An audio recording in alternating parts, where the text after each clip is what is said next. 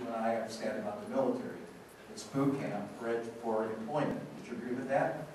So she said, you know, better education will get him a better job. Right now, this kid is a tax-paying citizen, getting 6 figures, doing better than I am, working for a software company in Chandler, and he got an engineering degree from ASU.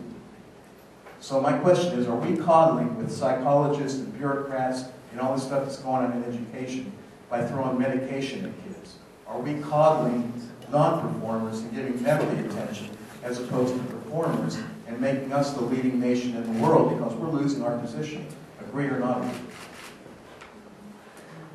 Agree. But let me say on the issue of Osama bin Laden, everything I've been briefed on and understand, and I don't have the highly classified information, is that he is still in that area of the Pakistan border, and there are concentric circles of people around him at distances so that anytime there is some kind of warning or alarm, that he is warned well ahead of time. And he just has enough sympathizers and enough followers. That doesn't mean that we should give up our quest to bring him to justice. That is something that is still a top national priority, our top national priority, because he was responsible for the death of your friend.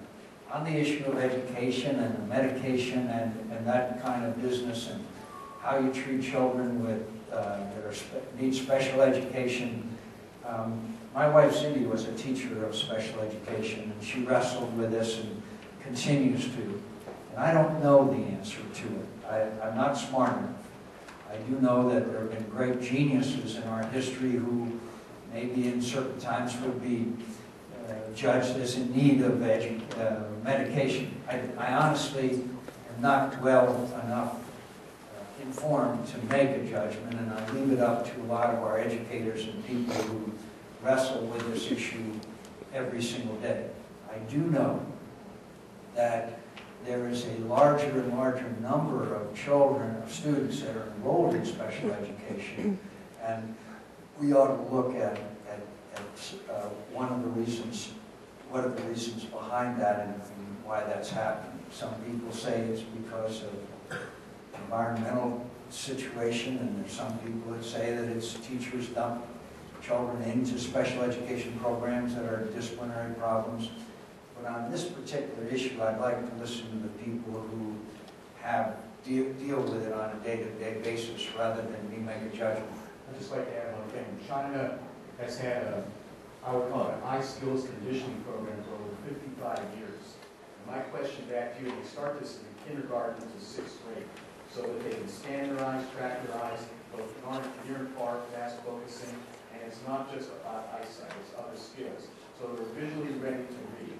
And my question back to you is, how is China performing in the economic community? And Craig Barnett, or Barlett, whatever his name is Intel, says he'll hire an Asian person over an American because the Americans need more orientation to get a new job when they come to the Internet.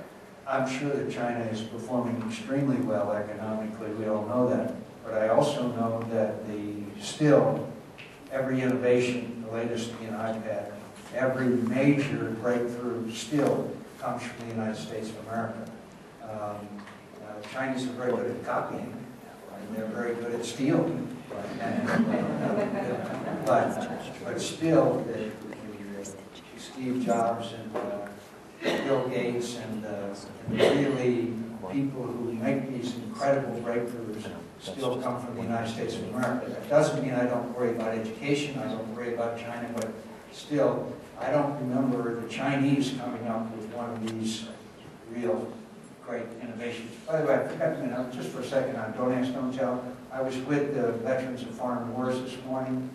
Veterans of Foreign Wars and the American Legion, our two biggest veterans organizations, I just flat out oppose the repeal of Don't Ask, Don't Tell. That's the view of millions of veterans. That's why I think their views have to be taken into consideration rather than just the outright repeal as is advocated by some. Yes, ma'am.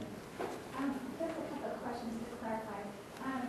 Governor Brewer said that 87% was had criminal records. What's the difference in the 17 and 87%?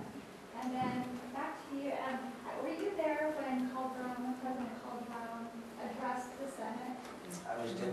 attend because I had been to lunch with him the previous day. And at the lunch, I said to him, I know and you know that the #1 kidnapping capital of the world is Mexico City. And I said, you know what #2 is? Phoenix, Arizona. And I said that I hope that he would understand that the reason why the people of our country, of our state, reacted the way they did. And I also mentioned the fact that the southern border of Mexico is very porous as well. So had you had been there, would you have... Would I have stood and applauded? Sure. I would have all that. You would have stood and applauded. Come on.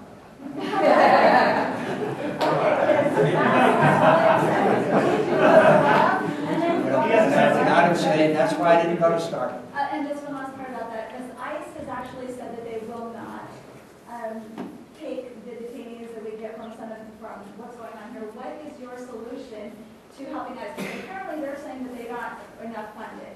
So can we get them funded so that they will actually take our illegals and remove them?